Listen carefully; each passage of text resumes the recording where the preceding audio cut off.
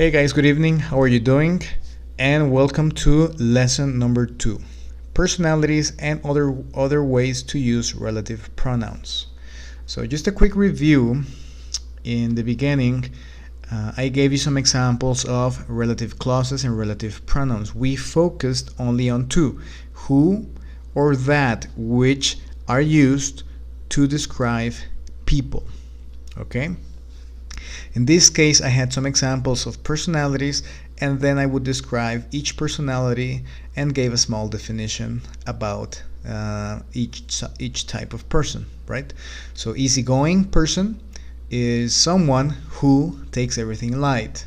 Friendly person is someone that is nice and polite. Sociable person is someone who makes friends easily, etc., etc. I also gave you the formula or the structure for relative clauses, okay? So we have a main clause, a relative pronoun, and a relative clause, right? So a main clause is one section.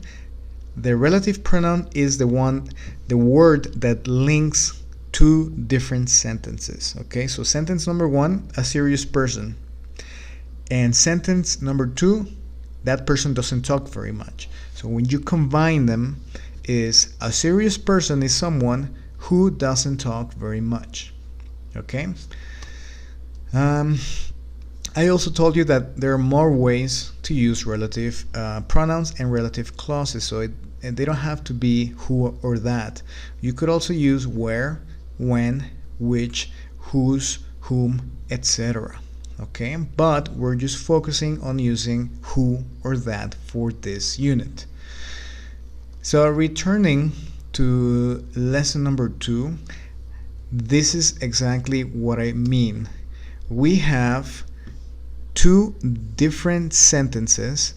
So if you look at it in one way, they would be separated, but you're going to link these two sentences and make only one, and it's going to be linked with one word. That word is going to be a relative pronoun, who. So this little guy in the middle will connect two separate sentences.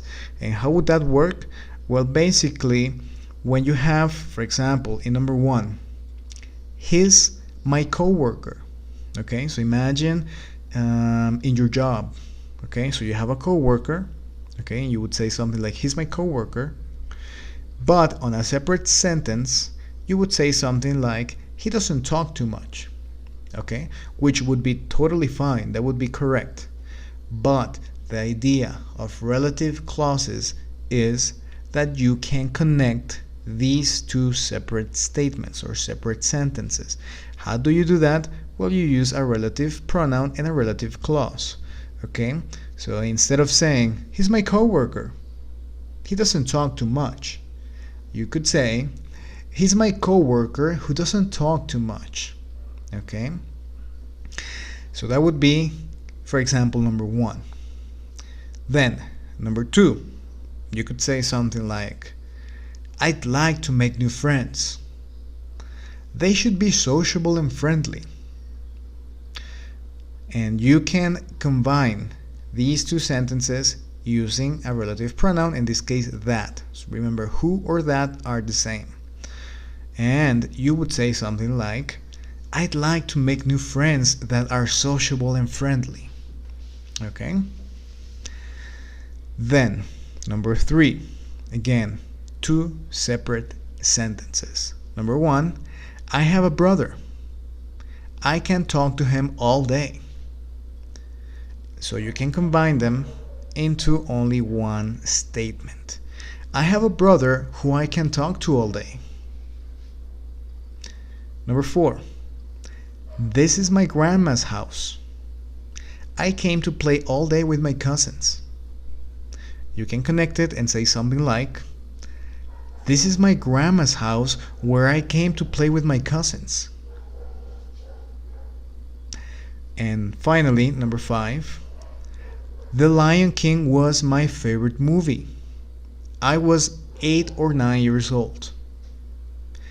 And you can combine it and say something like this.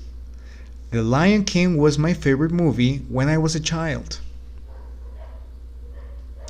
Okay, so this is in a simple way lesson number 2, the real reason of relative clauses and relative pronouns, right?